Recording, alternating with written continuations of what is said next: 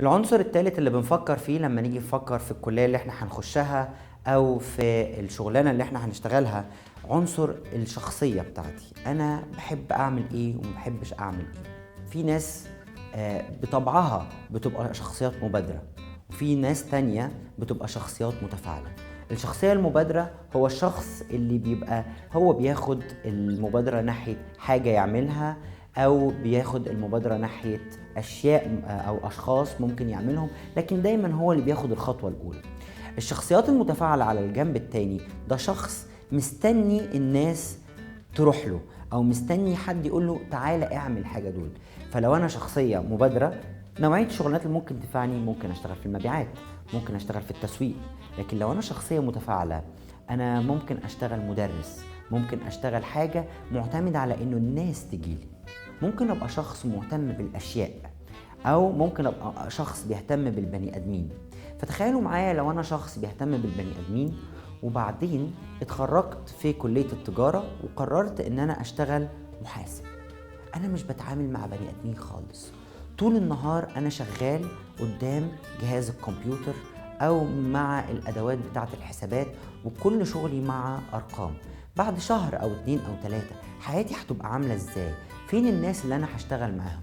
لكن لو انا بردك نفس الشخص خريج كلية التجارة اللي بيحب يتعامل مع البني ادمين، قررت ان انا اشتغل في التسويق او المبيعات بدلا من المحاسبة.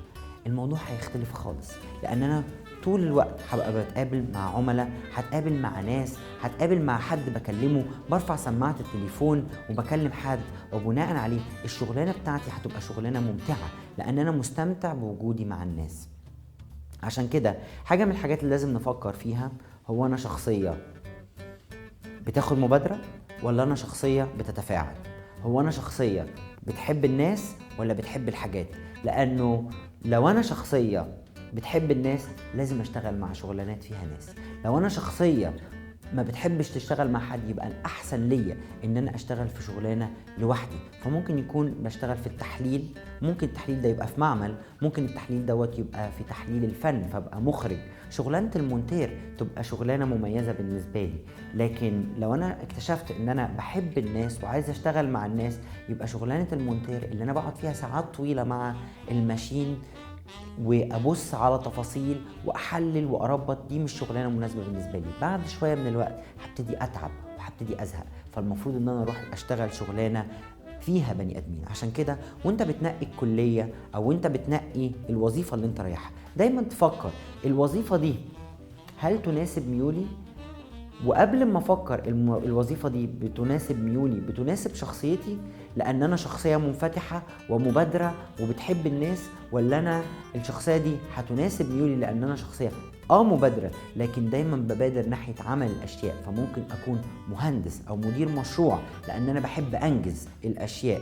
ما ينفعش اشتغل فيها مع الناس، ما اشتغلش في التسويق لان انا مش بحب اتعامل مع الناس. فهتعب جدا لو اشتغلت شغلانه فيها تعاملات مع الناس، واللي حواليا كمان هيتعبوا. وبناء عليه فكر قبل ما تنقي كليتك، فكر قبل ما تنقي شغلتك. شخصيتك ايه؟ منفتح؟